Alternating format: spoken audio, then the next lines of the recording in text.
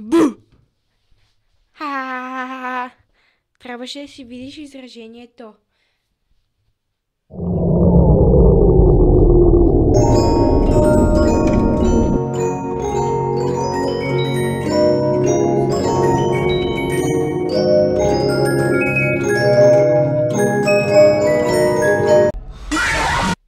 Добре. Нека да си попитаме. Откъде идва Хелоуин? И защо е толкова страшен? Преди 2000 години, да, 2000 години, направиха келтски фестивал Соуин. Не съм сгрешил произношението, така се нарича наистина. Гледай в Google, има Google. Добре. Келтите, които живели преди 2000 години, се празнували Хелоуин на 1 ноември. Този ден маркираше края на лятото и жътвата и началото на тъмнината. Студена зима. Време от годината, което често свързваше с човешката смърт. И после си го смениха датата. След не знам си колко време. Защото това, което ми дава информация, не ми казва. Но смениха датата на днешна 31 октомври.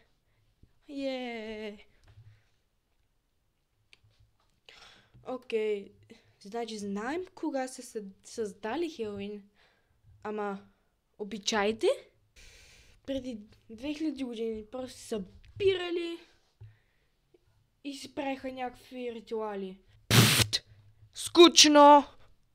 Но затова в края на 1800 година са изобратили и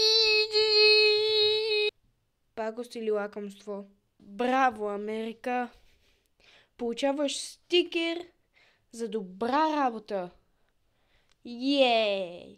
Значи, ако си скучен и не знаеш какво е пакост или лакомство, много е просто. Обличаш си костюм, излизаш с кофа с лакомства, взимаш си нож за пакост. Това не е вярно. Млъкни! Трето, наистина, събираш си бомбони.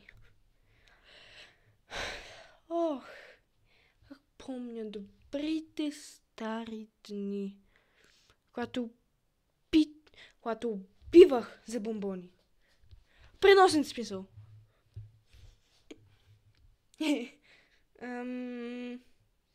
Не искам никой да ми знае тайната. Ти знаеш ли ми я?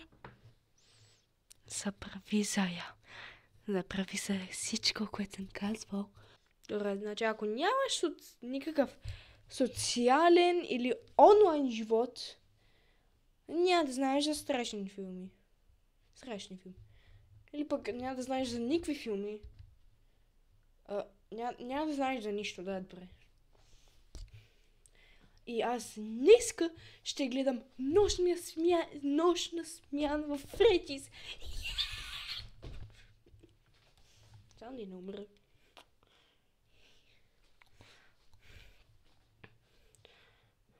Но нека да се върнем към темата. Първият страшен филм е Франкенщайн.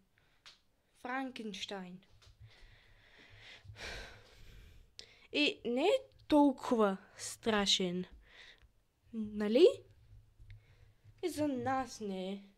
Но за хората в 1930 година толкова ли беше страх. А за костюмите да бъде по-забавно. Какво ни са костюми въобще? Да убиваме, да опираме банки, да крадем бомбони, да никой да не знае кой съм убил.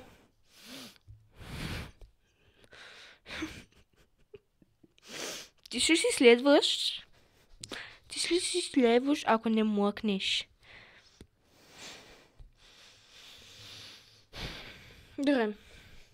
Това е видеото. O cholera! Czy to Freddy Fazbear?